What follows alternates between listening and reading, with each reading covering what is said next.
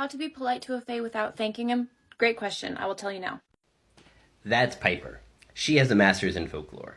She's also one of my very favorite people on this app.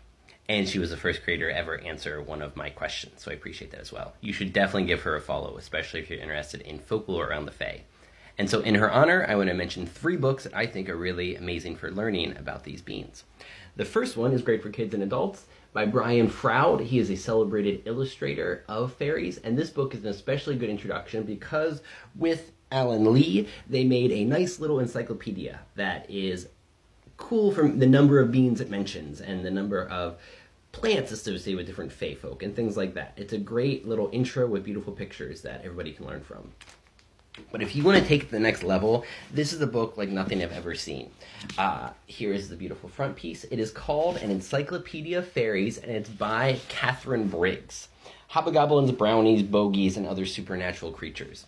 What's great about Catherine Briggs is she's obviously a noted academic in this world. She knows all of the early references to fairies going back to Greek and Roman sources, as well as the early collectors in the 16th century. And in the entries on those people, she lists the best stories as well. But she has definitions of all of these different fae folk, especially from the British Isles and that kind of part of the world.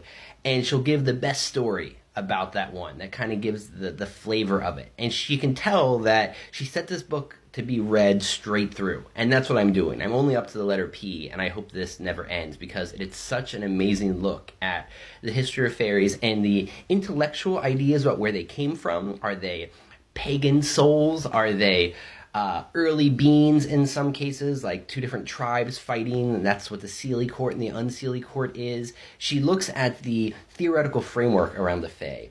But what really makes it lovely is that I suspect, like Piper, she really believes that there's interactions happening with these beings, as do I. And so you can see that kind of love seep through in what she's saying and how she talks about it. So an Encyclopedia of Fairies is just such an eminently readable encyclopedia that I would recommend it to anybody. And then for a more modern take that is related, I believe, is a Passport to Manjonia by Jacques Vallée. He's one of the most celebrated UFO researchers of all time. And he made it very clear that the history of folklore bleeds right into the UFO lore. It is projections of the mind. It's a 4th or 5th dimensional thing, whatever that means. And that if you're a European peasant, you see angels. If you're a Buddhist, a couple centuries ago, you see protector deities. And now you see alien beings. And that all of this bleeds into each other. So this is a great book for how fairies relate to UFOs.